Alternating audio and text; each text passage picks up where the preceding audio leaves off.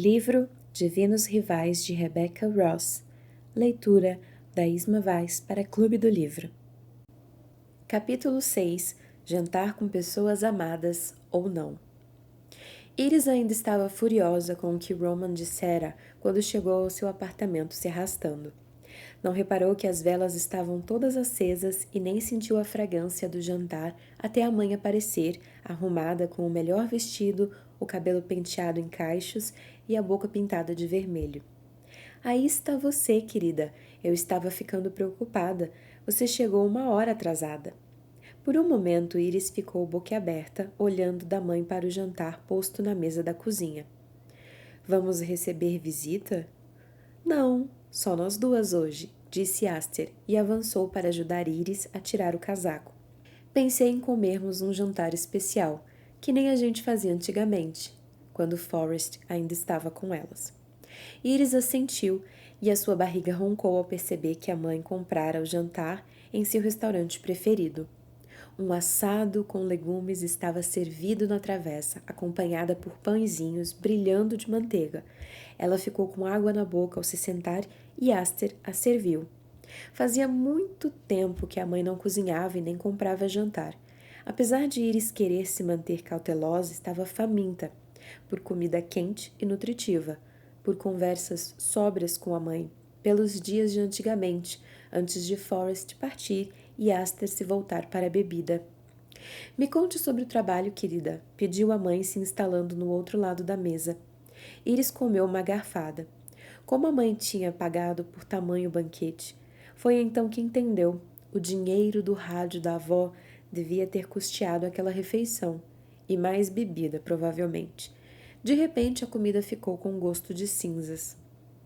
Ando trabalhando nos obituários, confessou ela. Que bom, minha filha. Bom não era como Iris descreveria o trabalho com obituários. Ela hesitou, observando Aster. Na opinião de Iris, a mãe sempre fora linda, com o rosto em formato de coração, o cabelo castanho avermelhado e o sorriso largo e encantador. Mas naquela noite havia uma camada estranha em seu olhar, como se ela olhasse para as coisas sem enxergá-las. Iris fez uma careta ao perceber que Aster não estava sóbria. Me conte mais sobre a tribuna, insistiu Aster. Trabalho na Gazeta, mãe. Ah, é isso, a Gazeta. Iris contou uma coisa ou outra sem mencionar Roman. Mesmo fingindo que ele não existia, suas palavras continuavam a assombrá-la. Você é descuidada. Mãe, chamou Iris e hesitou quando Aster a olhou. Será que você me ajudaria a arrumar e cachear o meu cabelo hoje? Eu adoraria, respondeu a mãe, levantando-se da mesa. Na verdade, comprei um shampoo novo para o meu cabelo. Podemos lavar o seu e usar os meus bobs. Vem, vamos para o banheiro. Iris pegou uma das velas e a acompanhou. Foi preciso um certo esforço, mas Aster conseguiu lavar o cabelo dela na banheira, aproveitando o balde de água da chuva. Depois, foram ao quarto da mãe, onde Iris sentou-se diante do espelho. Ela fechou os olhos enquanto Aster desembaraçava o seu cabelo. Por um momento, não havia bolhas nos pés nem tristeza pesada no peito. Forrest logo chegaria da relojoaria. A mãe ligaria o rádio e eles escutariam os programas e as músicas da noite. Você está interessado em alguém no trabalho? Perguntou Aster, começando a separar as mechas do cabelo comprido da filha. Iris abriu os olhos de uma vez. Não, porque pergunta, mãe. Aster deu de ombros. Eu só queria saber por que você pediu para eu cachear o cabelo. É para mim, respondeu Iris. Eu cansei de parecer desleixada. Eu nunca te achei desleixada, Iris. Nunca mesmo, disse a mãe, começando a prender o primeiro rolo no cabelo. Foi um menino que falou isso? Iris suspirou, observando o reflexo de Aster no espelho cheio de manchas. Talvez, confessou por fim. Ele é meu concorrente. Nós dois queremos o mesmo cargo. Deixe-me adivinhar. Ele é jovem, bonito, charmoso e sabe que você escreve melhor do que ele, então está tentando de tudo para te distrair e preocupar. Iris quase riu. Como você sabe, mãe? Mães sabem de tudo, minha filha, disse Aster com uma piscadela. E eu aposto minhas fichas em você. Iris sorriu, surpresa por se sentir tão encorajada pelo apoio da mãe. Agora, se o seu irmão soubesse que um menino falou uma coisa dessas para você, começou Aster estalando a língua, o coitado não teria a menor chance. Forrest sempre foi tão protetor. Iris piscou, segurando a onda de lágrimas. Talvez fosse por ser a primeira conversa sincera que tinha com a mãe havia muito tempo. Talvez pelos dedos de Aster serem suaves e trazerem lembranças à tona. Talvez por Iris finalmente estar de barriga cheia e cabelo limpo. Qualquer que fosse o motivo, ela quase pôde enxergar o irmão outra vez, como se o espelho capturasse um lampejo dele. Às vezes, ela revivia o momento em que mudara tudo, o momento em que Enva o interrompera a caminho de casa. Uma deusa disfarçada. Forrest escolhera ouvir a sua música e a canção crescer em seu peito, impelindo-o a se alistar na mesma noite. Tudo tinha acontecido muito rápido. Iris mal tivera tempo de respirar enquanto Forrest explicava a decisão repentina. Ele começara a fazer as malas, de olhos brilhantes e febris. Ela nunca o vira tão agitado. Eu tenho que ir, Florzinha. Tinham sido as palavras do irmão enquanto tocava seu cabelo. Preciso responder ao chamado. Iris quisera perguntar: e eu? E a mamãe? Como que você pode amar essa deusa mais do que nos ama? Mas não perguntara nada por medo de levantar os questionamentos. Mãe, chamou Iris trêmula. Mãe, você acha que Forrest... Ele está vivo, querida, disse Aster, prendendo a última mecha. Sou mãe dele e saberia se tivesse deixado o plano terreno. Iris soltou um suspiro fraco e encontrou o olhar da mãe no espelho. Vai ficar tudo bem, Iris, afirmou Aster, as mãos em seus ombros. Eu também vou melhorar daqui para frente. Prometo. Eu tenho certeza de que Forrest vai voltar em um mês ou pouco mais. As coisas vão melhorar logo. Iris assentiu. Mesmo que os olhos da mãe estivessem embaçados pelo álcool que distorcia a realidade, ela acreditou no que ouviu. Roman entrou em casa como um furacão. Estava tão preocupado com o desastre que fora sua conversa com Iris que nem reparou nas visitas na sala de estar. Pelo menos não antes de bater a porta de casa com força e seguir a passos largos pelo saguão de entrada em direção à escadaria, quando a voz delicada da mãe o chamou. Roman! Roman, meu bem, por favor, venha cumprimentar nossos convidados.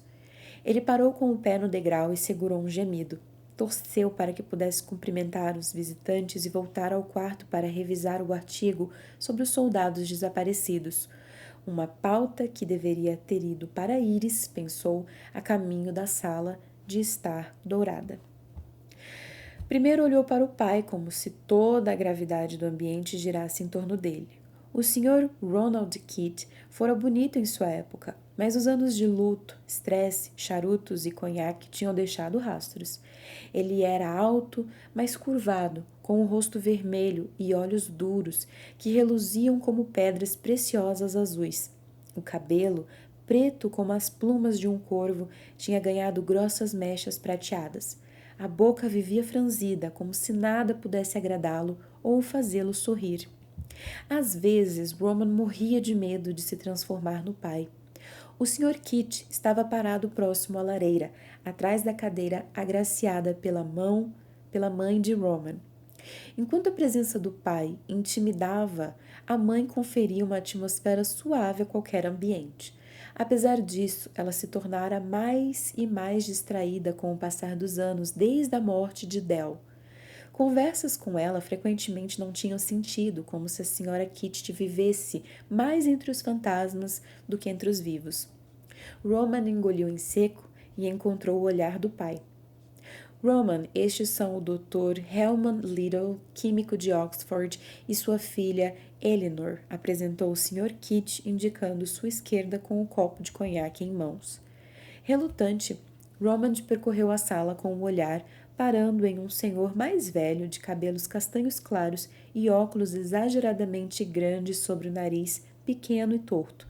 Ao lado dele, no divã, estava a filha do homem, uma moça pálida de cabelo loiro curto e ondulado. Veias azuis pulsavam em suas têmporas e no dorso das mãos cruzadas. Ela parecia frágil até Roman encontrar o seu olhar e constatar que ali não havia nada além de gelo. Dr. Little, senhorita Eleanor, continuou o Sr. Kit. Este é o meu filho Roman Kit. Ele está prestes a ser promovido a colunista na Gazeta de Oath. Que esplêndido! Exclamou o Dr. Little, com um sorriso que mostrava os dentes amarelados. Ser colunista no jornal de maior prestígio de Oath é um feito raro. Você terá grande influência sobre os leitores. É uma conquista e tanto para alguém da sua idade que seria... Tenho 19 anos, senhor, respondeu Roman com o que deveria ser secura demais, pois o semblante do seu pai se fechou. É um prazer conhecê-lo, mas se me derem licença, preciso trabalhar em um ar. Vá se arrumar, interrompeu o Sr. Kit. Encontre-me na sala de jantar daqui a meia hora. Não se atrase, meu filho. Não, Roman sabia que não deveria se atrasar para nada que envolvesse o pai. A mãe sorriu antes dele se virar e partir. Na segurança do quarto, Roman largou a pasta e a máscara de filho dedicado. Passou os dedos pelos cabelos e arremessou o casaco para o outro lado do cômodo. Era estranho como seu olhar não parava de desviar para o armário. Não havia papel nenhum no chão, nenhuma carta de Iris. Claro, pois ela provavelmente ainda não chegara em casa. Roman tinha a terrível suspeita de que a colega não pegava o bonde, e sim que caminhava até o trabalho e de volta para casa, motivo pelo qual às vezes ela se atrasava. Não era problema dele, mas Roman não parava de pensar em como Iris vinha mancando, como se tivesse algo de errado com aquelas botas horríveis que usava. Para de pensar nela, sibilou para si e apertou a ponte do nariz. Ele afastou Iris dos pensamentos, levantou-se e vestiu um terno preto antes de descer para a sala de jantar. Adiantou-se em 2 minutos, mas não fez diferença. Os pais e os Littles já os aguardavam. Infelizmente, ele viu que deveria tomar o assento diante de Eleanor. O olhar frio o penetrou assim que se sentou. Foi então que Roman sentiu o primeiro sinal de pavor. Não seria um jantar confortável. A avó de Roman também não estava à mesa, o que significava que o pai tentava controlar tudo o que seria dito naquela noite. Ela morava na ala leste da mansão. Era temperamental e falava sempre o que pensava, e Roman desejou, com voracidade, que estivesse presente. Ele manteve silêncio pelos 2 primeiros pratos. Eleanor fez o mesmo. Os pais ocuparam-se da maior parte da conversa, falando sobre o custo de certos produtos químicos, sobre métodos de extração, sobre taxas e catalisadores de reações, sobre um certo elemento chamado praxina, que se tornava verde ao ser combinado com um sal e só podia ser guardado em segurança em recipientes de determinado metal. Roman observou o pai que assentia e fingia entender exatamente tudo o que o Dr. Little dizia. Não demorou para a conversa chegar à ferrovia. Meu avô construiu a primeira ferrovia a sair de Oath, disse o Sr. Kit. Antes disso, para viajar a qualquer lugar era preciso ter cavalos, carroças e diligências.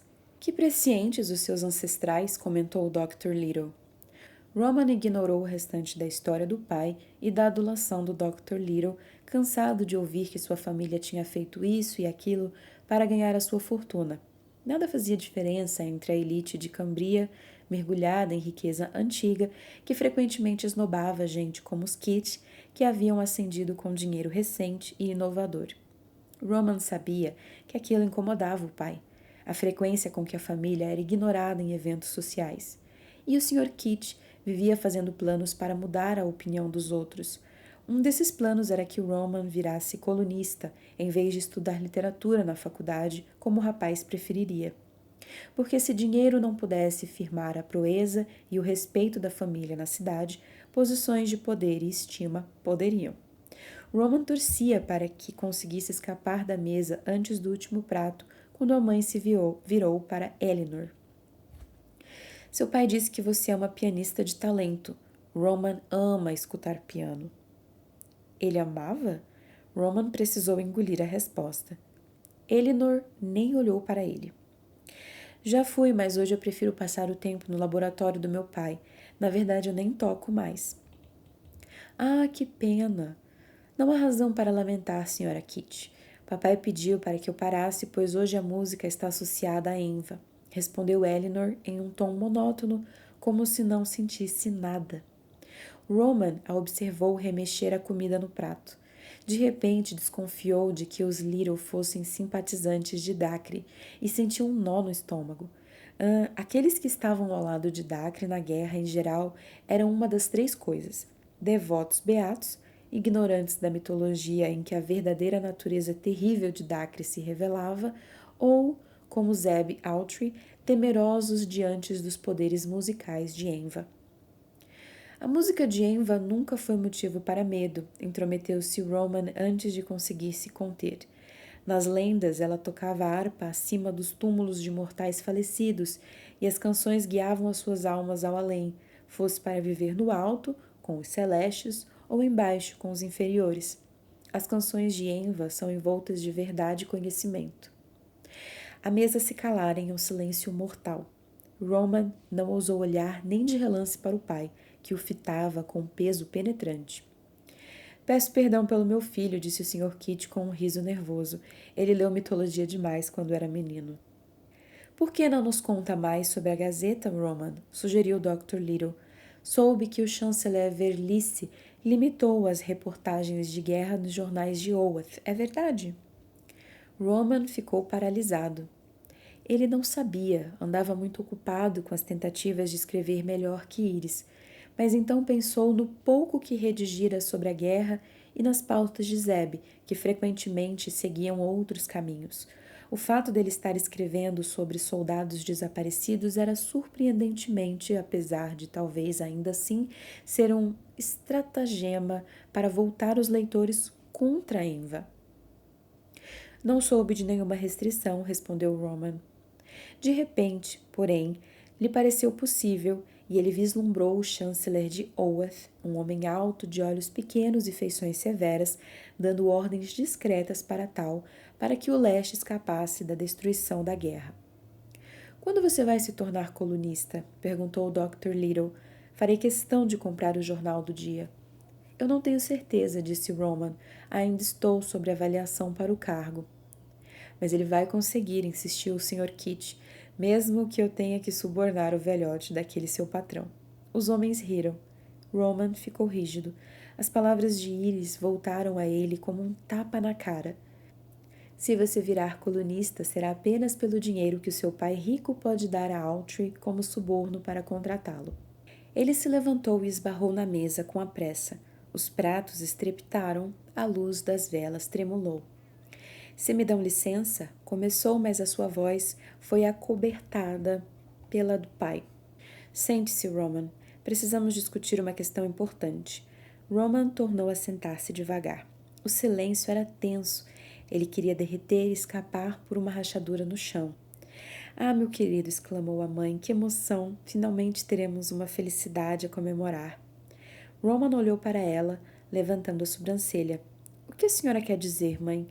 A senhora Kit olhou para Eleanor, que fitava as mãos, sem expressão. Arranjamos um casamento entre você e a senhorita Little, anunciou o Sr. Kit. Essa união entre nossas famílias não será apenas benéfica para a nossa próxima empreitada, como é também o que a sua mãe descreveu, uma ocasião alegre. Há muito vivemos o luto, é hora de comemorar. Roman expirou. Parecia até que tinha fraturado as costelas de tanta dor que sentiu ao tentar entender o que os pais tinham feito. Casamentos arranjados ainda eram comuns na classe mais alta, entre viscondes, condessas e aqueles que ainda se agarravam a títulos empoeirados. Os Kit, no entanto, não estavam entre essa gente, por mais que o seu pai estivesse determinado a elevá-los à alta sociedade. Roman também estranhou que o pai arranjasse o casamento dele com a filha de um professor e não de um lord. Pressentia que algo mais se escondia sobre a superfície da conversa, que ele era apenas uma peça em um jogo. Calmo, ele respondeu. Eu sinto informar que não haja feito um moleque, Roman, disse o Sr. Kit. Você se casará com esta linda donzela, unindo nossas famílias. É o seu dever como meu único herdeiro, entendeu? Roman olhou para o próprio prato. A carne e as batatas, comidas apenas pela metade e já frias. Percebeu que todos à mesa sabiam, menos ele. Até Eleanor deveria saber, porque o observava com atenção como se calculasse sua reação a ela. Ele engoliu as emoções e as escondeu no fundo dos ossos. As coisas que desejava, a raiva fervilhante, o luto ainda sensível como uma ferida apenas parcialmente cicatrizada. Pensou no pequeno túmulo no jardim, na lápide que raramente ousava visitar. Pensou nos últimos 4 anos, sombrios, frios e miseráveis. A culpa sussurrou dentro dele. É claro que precisava fazer isso. Você fracassou em seu dever mais fundamental. E se isso for para o bem da família, como poderia recusar? Sim, senhor, respondeu sem inflexão. Excelente, comemorou o Dr. Little, batendo as palmas das mãos magras. Vamos brindar? Roman, atordoado, viu um criado encher a sua taça de champanhe. Ao pegá-la, sentiu a mão desconectada de si e foi o último a erguê-la em um brinde que nem escutou, devido ao pânico que se derramava por ele como o rugir de uma cascata.